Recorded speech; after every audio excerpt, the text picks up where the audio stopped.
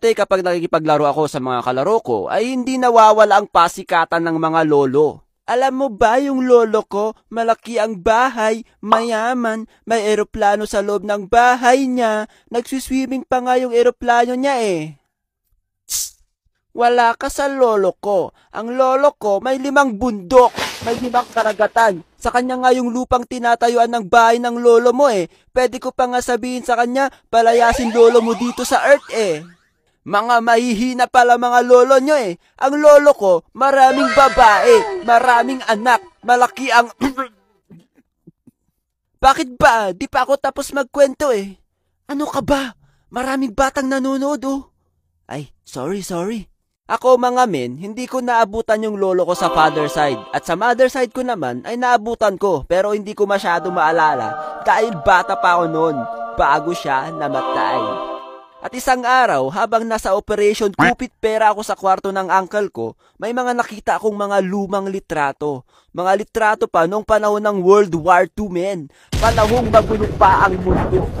At men, na-amaze ako sa mga litrato dahil nakita ko doon yung mga lumang armas ng sundalo, tulad ng mga sinasakyan nilang tangke. Kaya itry nyo na maglaro ng World of Tanks para makita nyo din doon ang iba't ibang malulupit na classic tanks from old to new. At naranasan nyo mismo ang makipagyera sa loob ng game.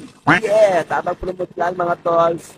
At di lang yun ang mga nakita ko sa lumang litrato. Nakita ko din doon ang mga lumang baril, helmet at mga uniforme pa ng mga sundalo noon.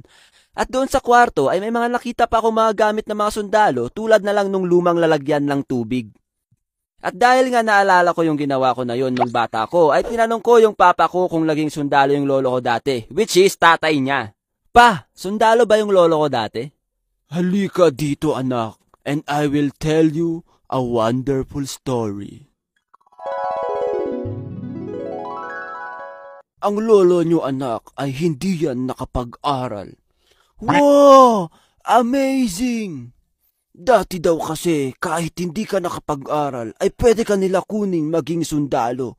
Siguro dahil gera na nga at kailangan na nila mag-train ng mga tao kung paano humawak ng armas tulad ng rifle, bayonet nila.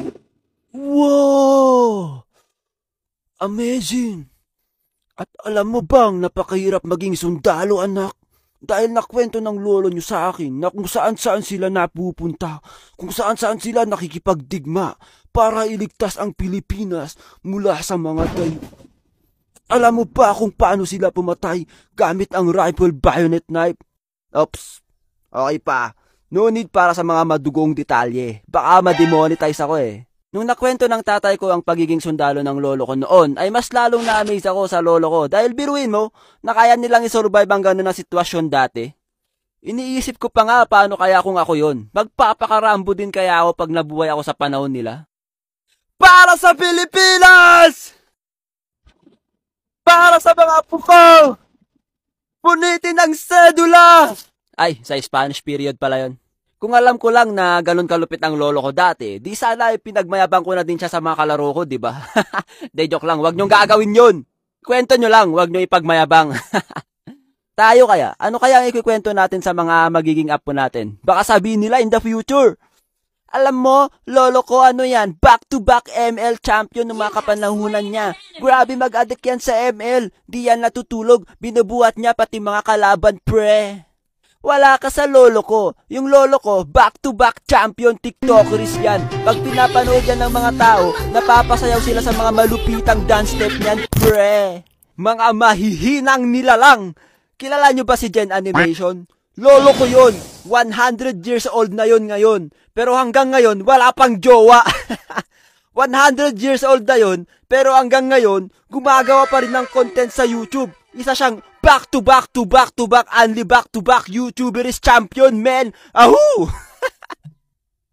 Chotomate kuda stop, man! Paano ka nagawa kung walang jowa lolo mo? De, joke lang yun, pre. Idol ko kasi yan, si Gen Animation. Di ko siya kilala, pero magiging lolo na kasi yan in the future, kaya magiging lolo Gen ko na din siya. Kayo ba guys? Anong kwentong lolo nyo? Or kung lolo ka na ngayon, ano kaya ang ikikwento ng apo mo tungkol sa'yo?